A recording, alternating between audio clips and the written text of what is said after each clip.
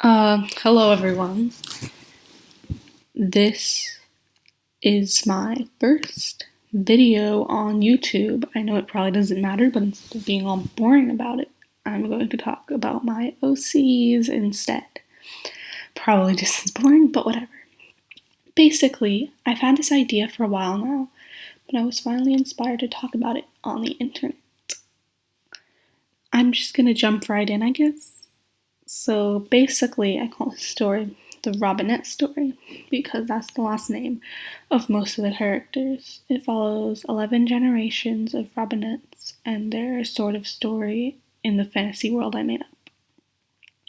It doesn't really have a big collective story, more like a bunch of mini ones that I thought were fun to make.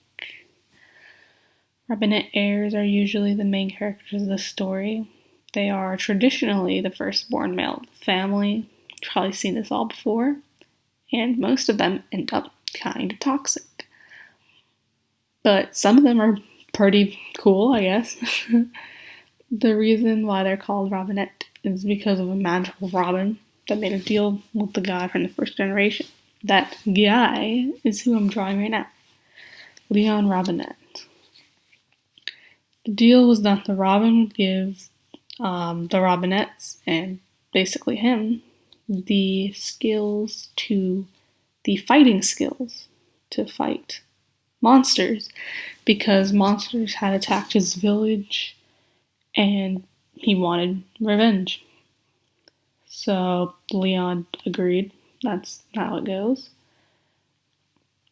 And the Robin was like, okay, well, this generation thing is only going to last well for like 10 generations, and there are 11 that this story follows. So I think you can tell something is gonna go wrong a bit down the road.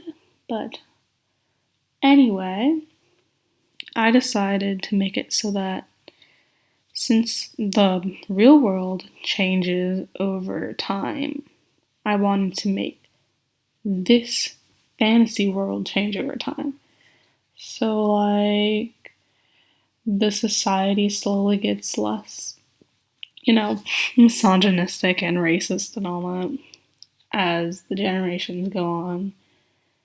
And the Robinettes can be a big part of that sometimes, but sometimes they're not, I guess.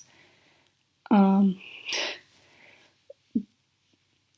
and also the Robinettes, they, at the beginning, the first few generations, they're very loyal to the king, sort of. They work for the king, they're part of the royal guard, all that. But later, they have one of the Robinettes, it's like, I'm just make my own nation.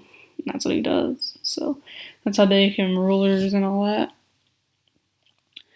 And the storyline, if there even is one, it focuses a lot on like generational trauma, war and stuff.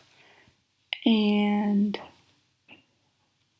Leon is the start of that. That's who I'm drawing, and he's part of the Royal Guard, and he's wearing a blue cape in order to demonstrate the rank of guard he is. And this drawing that I'm drawing right now, it's him whenever he first joins, basically. So blue is like a really low rank. It's really common in the guard.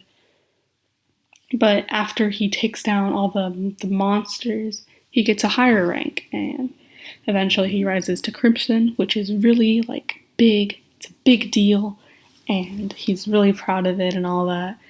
And that's like what the first few generations are proud of, is having a red cape. And so that's the thing with him, I guess. In order to maybe get someone interested in the story, in the mini stories, I'm gonna give a little brief summary, I guess.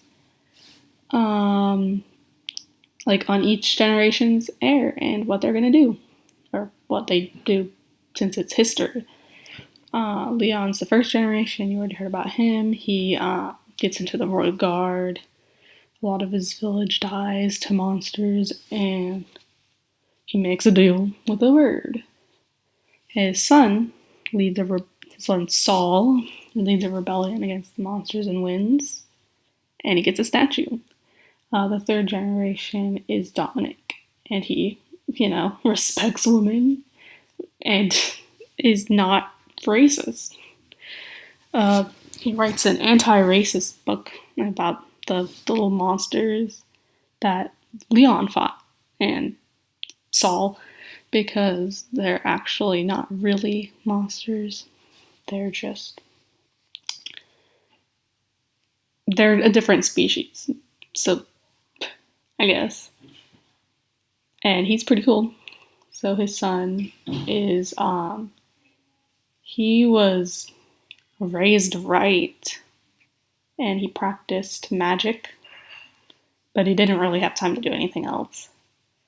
And Harrison is the fifth generation, kicked out because of his birthmark and decided to start his own nation. There it is, the Robinette Nation. And Isaiah was basically just a war machine, and Arliss was War Machine Part 2. Finally,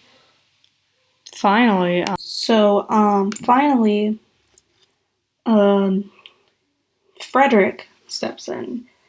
Frederick, the time he was ruling, he brings on like peace with the Golden Age, peace, prosperity, and just a little bit of murder this time. The ninth generation is Timothy, and he maps out the whole world basically, or like a big portion of the world. He's like an explorer. The 10th generation is all messed up. It has 3 possible heirs. Henry, who dies at 18 with 0 children, so that's a problem. Delilah is his older sister, and she could carry on the legacy because of the significant decrease of misogyny over the years.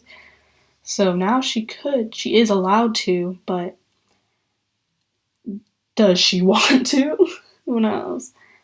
And should they? Because we don't know if she should just keep tradition or not. It's really complicated. And then there's Paul, which is the youngest sibling, and he's evil, probably. And since he's male, it's possible that he's the next in line. So Delilah and Paul, they both have kids. So technically, the 11th generation is also kind of, there's a mix between who should the next generation be? So Delilah has Clayton as her kid, and Paul's first child is Nikolai. He's a boy. So that's good, I guess. And then he also has Chris and Alex, and they're also kind of important to the story. And I know that was a lot, which is why I'm kind of planning on, going through each storyline more slowly next time and all that. Right now I'm just trying to give you guys, if you guys are even existing, a little idea of what this storyline would be like. If you have any questions or want to hear more about certain generations, my comic section is open, I think. And if you are interested in me talking about my OCs, maybe you can subscribe, so next time that I rant about them, you can see it. I hope this does well, because I would like to start a YouTube channel and all that. But I can't really be a YouTuber without viewers. I could, and I don't expect this to happen really quickly or anything. So, yeah, if you want to comment or something, then feel free, because that would help me out. See you later, I guess. Bye.